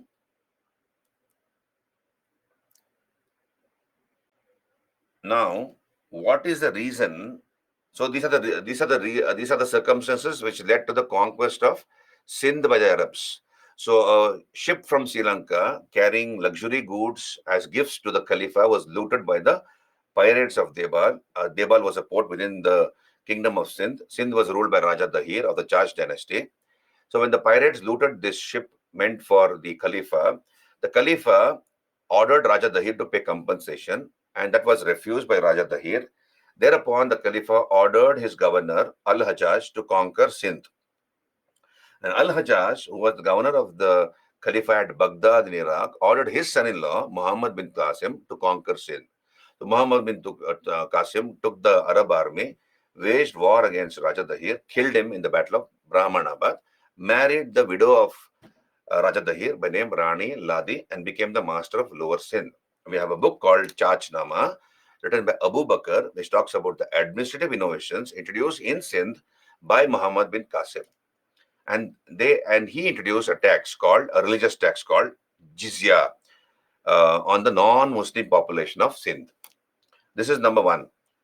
Secondly, you should know, why did the Arabs abandon Sindh? Why did the Arabs abandon Sindh and go away? You see, Sindh was a desert land. Sindh was a desert. It was easy to conquer Sindh, relatively easy for the Arabs, because they had a strong army and they were very powerful rulers. But then Sindh was a desert land. It was not self-sustainable. It was not self-sustaining. All the essentials had to be brought from Baghdad. So Arabs very soon lost interest in Sindh because it was a desert land, no resources there. It was all full of desert. Now, what did the Arabs do? They had conquered Sindh. They thought, let us expand beyond Sindh. If we conquer areas beyond Sindh, then we can solve our problem. But then we have the formidable Rashtrakutas and the Pratiharas. Rashtrakutas were there, Pratiharas were there. When the Arabs tried to expand beyond Sindh, the Rashtrakutas and the Pratiharas defeated them. You remember Vikramaditya II, he was the Chalukyan king of Badami. During his period, when the Arabs tried to penetrate into southern Gujarat, Avanijashraya Pulakeshi, the governor of southern Gujarat, defeated the Arabs. So the Arabs were forced to go back. Okay, so they lost interest for that reason. Now look here. Uh, other reasons why the Arabs lost interest or and abandoned Sindh is this. See, we are told that Raja Dahir and Rani Ladi, Raja Dahir had two daughters, Surya Devi, and Parimala Devi. So these two daughters of Raja Dahir and Rani Ladi were sent as gifts to the Khalifa. And these two girls told the new Khalifa Walid had died. You have a new Khalifa who came to power. They told the new Khalifa that before being sent as gifts to the Khalifa, Muhammad bin Qasim had molested them. So this was viewed very, very seriously by the new Khalifa because he became very angry with Muhammad bin Qasim. Al-Hajjaj also had died. The mentor of Muhammad bin Qasim, his father-in-law, had died. So the new Khalifa ordered the recall of Muhammad bin Qasim. He recalled Muhammad bin Qasim to Baghdad and put him in prison, and never appointed anybody else as the governor of Sindh. And because I told you, the Arabs lost interest because it was a desert land. This was the end of the Arab conquest of Sindh. They came, they conquered Sindh, they ruled over Sindh for some time. Since it was a desert area, they lost interest. They tried to expand beyond Sindh by conquering new areas, but then the Rashtrakutas and the Pratiharas defeated the Arabs. So the Arabs left Sindh and went away and never came back.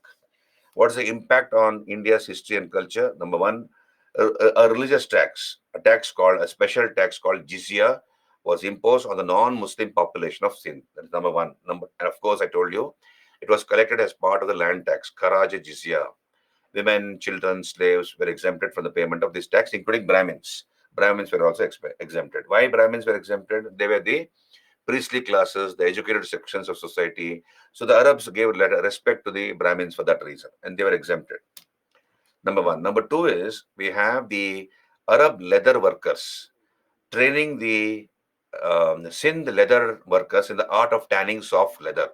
So other Arab leather workers taught the Sindhi leather craftsmen the art of tanning soft leather. So once they learned that technique of tanning soft leather from the Arab leather workers, the shoes of Sindh, the leather products, the shoes and other things began to fetch a high price in the international market. This is number two. Number three is the Holy Quran was translated into Sindhi language. So the Quran is in Arabic language. Now, once the Arabs conquered Sindh, Holy Quran was converted into or translated into Sindhi language. And books on Indian astronomy, medicine, which were in Sanskrit books on medicine, astronomy were translated into Arabic language, right?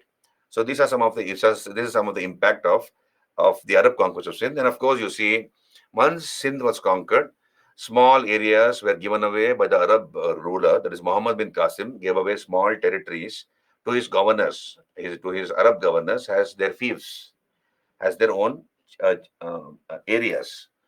And here on these lands, Indian farmers were made to work, and the Arab governors, they exploited the Indian farmers. So there was a lot of exploitation, cruelty on the Indian farmers, and the Indian farmers suffered.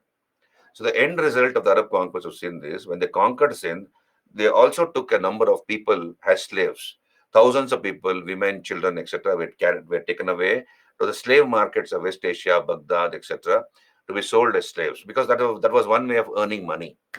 This is the Arab conquest of Sindh. Did you understand? Arab conquest of Sindh? Hello? Okay, thank you. So we'll come back here on your screen. Arab conquest of Sindh.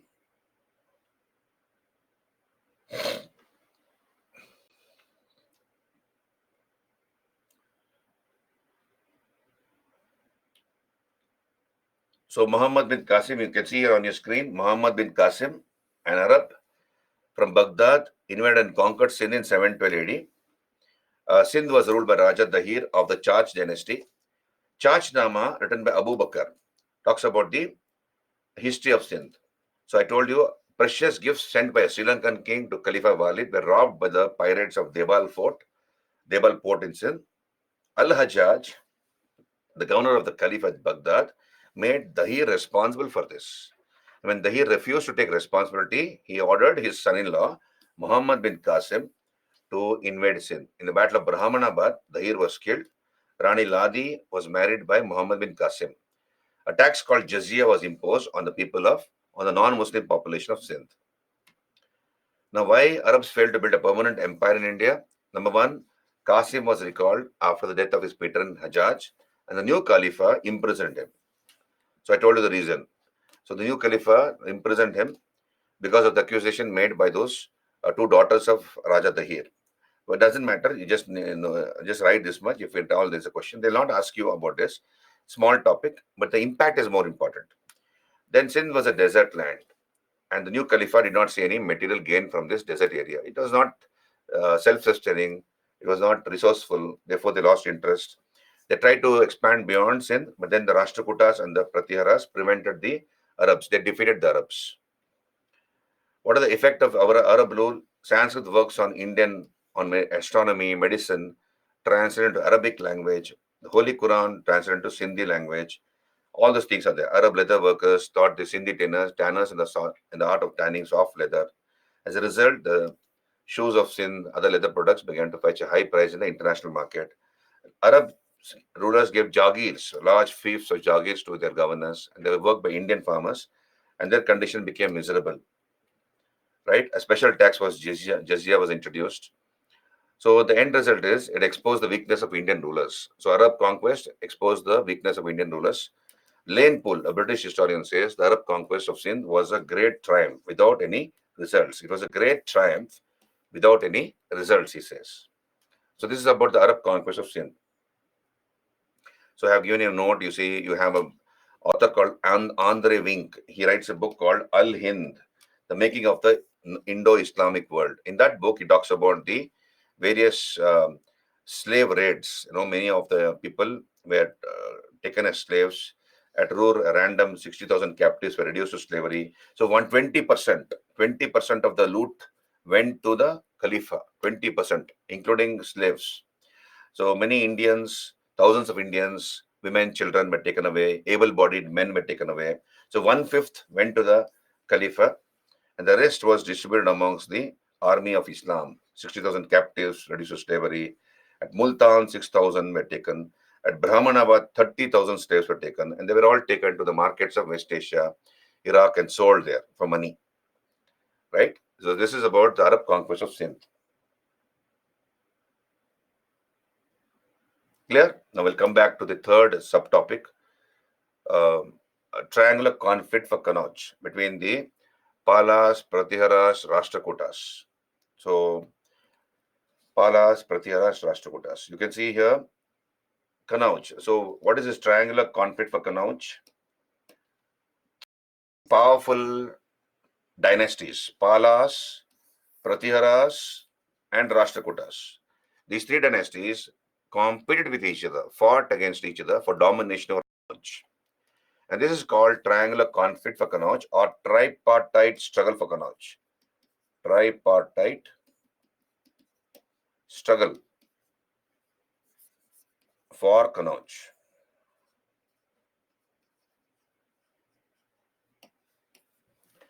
Tripartite struggle for Kannauj.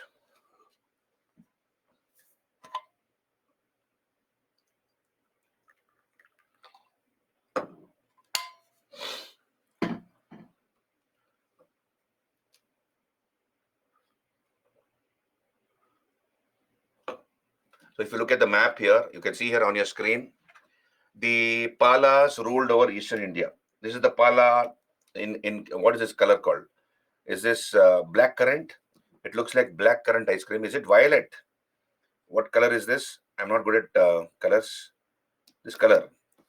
So this is the rule of the Palas. Palas ruled this area, eastern India. Then we have the Rashtrakutas ruling over South India. You can see this is in orange.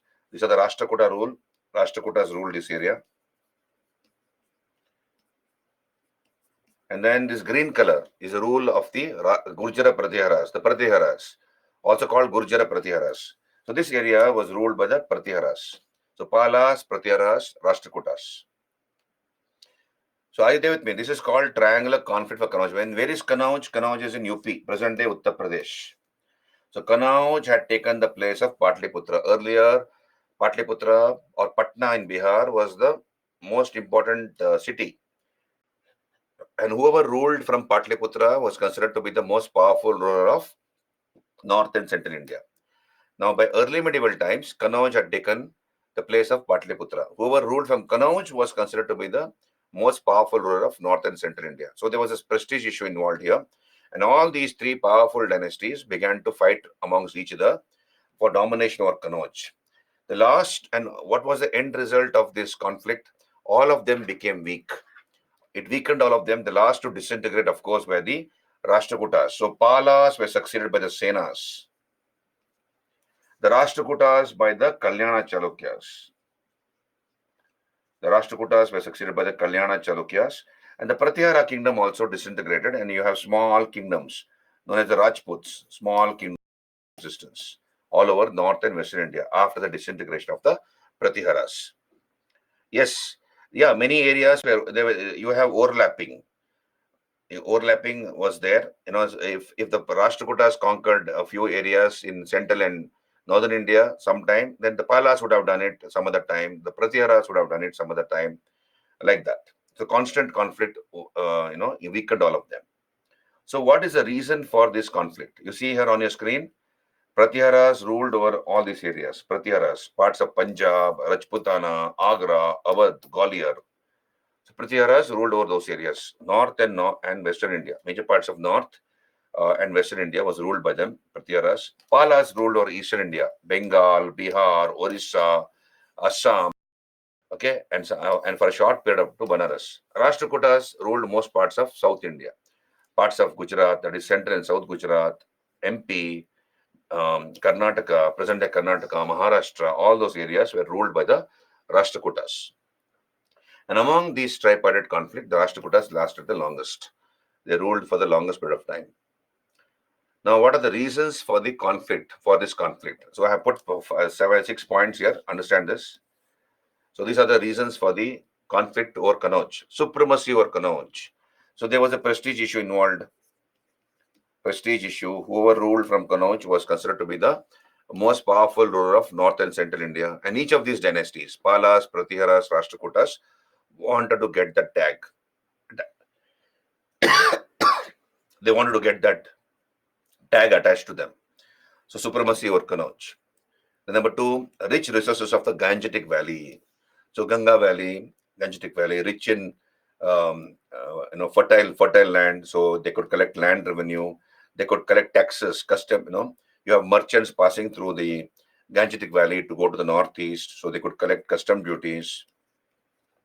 So also you had access to the Bay of Bengal through the Ganga Valley.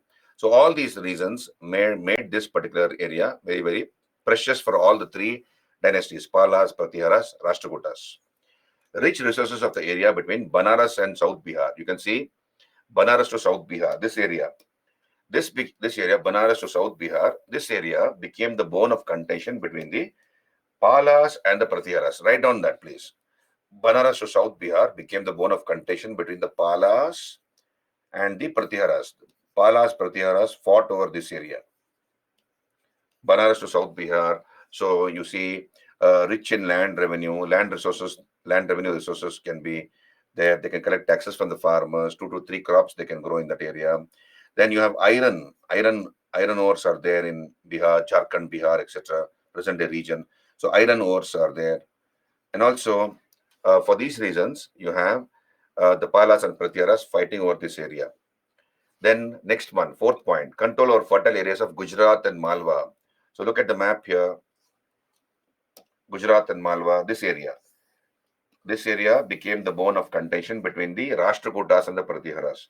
Why? Again, fertile belt of land, Konkan area, access to the ocean, lot of international trade took place through the Arabian Sea. So whoever rules this area stands benefited, not only from land revenue, but also from custom duties. Right? You can charge the merchants taxes. So Gujarat and Malwa became the bone of contention between the Pratiharas and the Rashtrakutas. So Pratiharas and the Rashtrakutas fought over this area.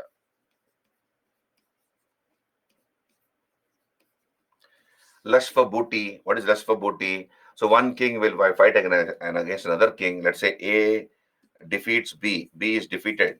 So A will loot and plunder everything from B and come back to his kingdom.